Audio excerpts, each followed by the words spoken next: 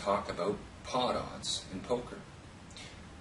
What are pot odds, you might ask? Well, to put it simply, it's a calculation that is based on probability, and the results of that calculation will help you make better decisions when you play poker.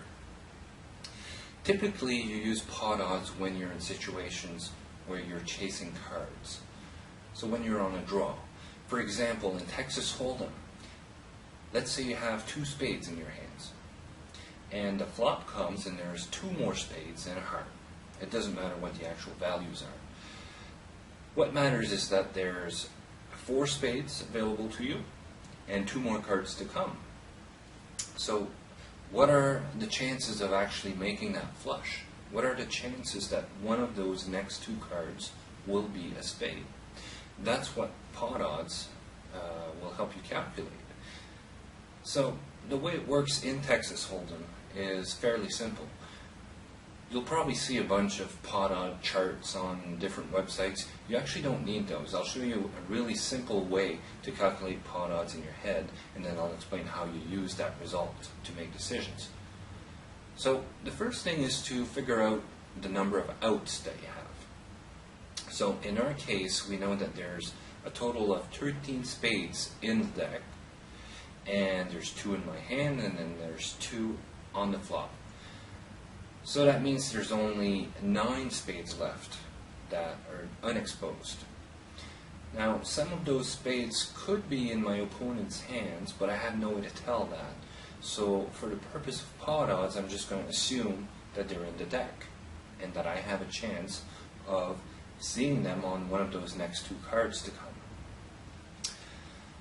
Now, in Texas Hold'em, what you do is after the flop, you take your number of outs and you multiply it by 4. So I have 9 outs multiplied by 4 is 36. That means I have 36% chance of seeing a spade either on the turn or on the river. Now, let's say that the turn does come and it's not a spade. My odds change now because there's only 1 card left to come. I still have 9 outs, but there's just 1 card left, not 2. So what you do is you take your 9 outs and you multiply that by 2 this time instead of 4. So that would give me 18, which means I have 18% chance of seeing a spade on the river. That's the first part of calculating pot odds.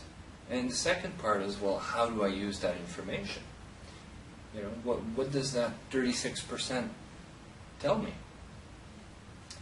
Basically, you can use that when you're facing a raise and you have to decide whether you should call or not. So let's say somebody just raised and the pot right now to you is worth $100. We'll just use simple numbers for this exercise. So 36% of 100 is $36 in this case. That means that I should not call a raise in a $100 pot that is more than $36 because the odds would not be in my favor. It doesn't make mathematical sense to call, say, $60. So that's how you use pot odds. Let's say that the turn comes and I still didn't hit my card, and now I'm in a $200 pot, and I'm just facing a raise of, let's say, $40, making the total $200, including that raise. So now I have to figure out, okay, well, what's 18% of $200? And that would be $36. And I'm facing a $40 raise. So mathematically speaking, it doesn't make sense for me to call that because it's beyond the amount that I determined that would be the maximum I should call based on pot odds, $36. In this case, I mean, 36 and 40 is very close, so depending on different factors, I might be tempted to call anyway. But that's basically how pot odds can help you make decisions. the other thing is you can use pot odds in a different way. Reverse the situation. Let's say that you really don't have a good hand, and you're not on a draw, you're not looking for a straight or a flush, but you think your opponent is, based on how they played. So, based on the cards that are on the board, you can probably figure out if you're chasing a flush or a straight. And if they are, you can probably figure out their number of outs. So, with that information, calculate pot odds that they are facing. So let's take the exact same example. Let's say that they're on a flush draw, and this is after the flop. So their odds are 36%. The pot with your raise is going to be $100. Okay, and I just use $100 because it's easier to explain. 36% relates to $36 when we're talking about $100. So your raise should be, to make that pot 100, should be more than $36. So basically, if the pot was 50 and you raise 50, that makes the pot 100, and the opponent is facing a $50 raise in a pot worth 100, where they only have 36% chance of winning. So from where they sit, if they use pot odds, this calculation will tell them that they should fold. So it's a way to help you bluff, really, to help you gauge by how much you should raise. And don't make it, too close to the cutoff, like 36%. In this case, make the raise fairly significant, go at least 50. And that will discourage them to call. The worst thing you can do in these situations is not raise or make a bet that is very low, because then they'll be tempted to call to see those cards that are coming. And if they do hit their flush, then you're in trouble. So your goal in those situations is to make them fold so you can take what's available right now. And the strength of your hand doesn't matter, because if they fold, you win.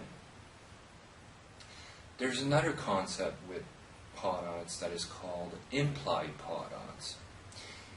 Imagine if you're sitting at a table with 10 players, and when your turn comes, there's going to be 5 more players after you that will play, and you're in a position where you want to calculate pot odds.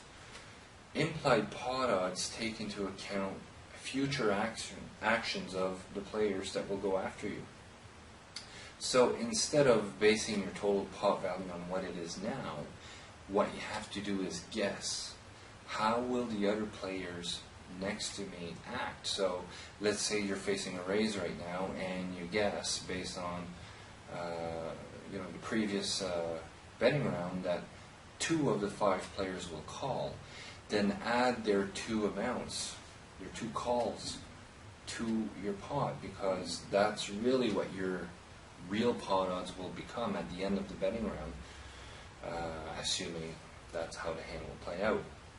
And that is the big risk with implied pot odds. You could be wrong in your prediction of the future, and in doing that, you'll be wrong in your calculation, and you'll be wrong in your results. So it is a lot more risky, and not something that I really like to use often, personally. Now, how do I use pot odds when I play?